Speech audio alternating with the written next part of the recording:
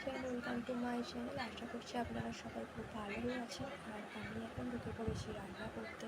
আর এখানেতে আমি আজকে রান্না করবো হচ্ছে ছাতুর পরোটা। আর সেটার জন্য আমি নিয়ে নিয়েছি ফার্স্টে ময়দাটাকে মেখে নিলাম। আর ময়দাটা মেখে নেওয়ার পর এখানে আমি নিয়ে নিয়েছি পরিমাণ মতো ছাতু।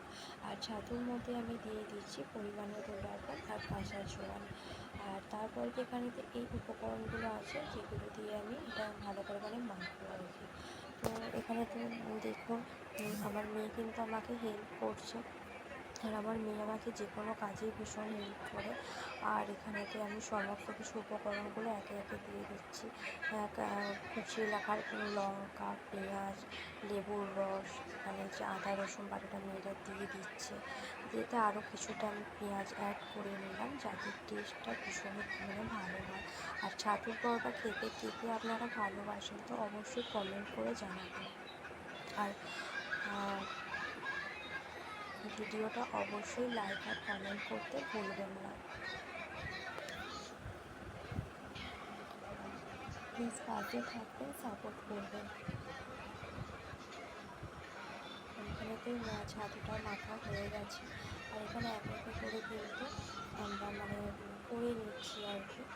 আর এই যে আমি আর মেয়ে দুজনে মিলে করে নিচ্ছি। আর এখানেতে কিন্তু তারপর আস্তে আস্তে করে বেড়ে নিচ্ছি।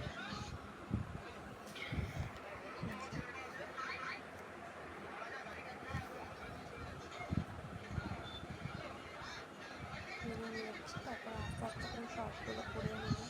করে নেওয়ার পর তারপরে এখন কিন্তু চলে এসেছি নিচে রান্না করে নিচ্ছি আস্তে আস্তে করে।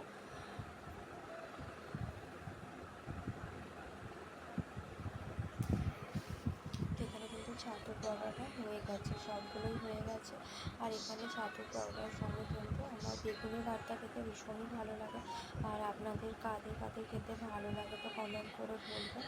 আর এখানে কিন্তু আমি নিয়ে নিয়েছি বেগুন নিয়ে নিয়েছি, তার সঙ্গে টমেটোটা দিলেও আরও ভালো খেতে লাগে, কিন্তু আজ আমি টমেটোটা দিতে একদম ভুলে গেছি।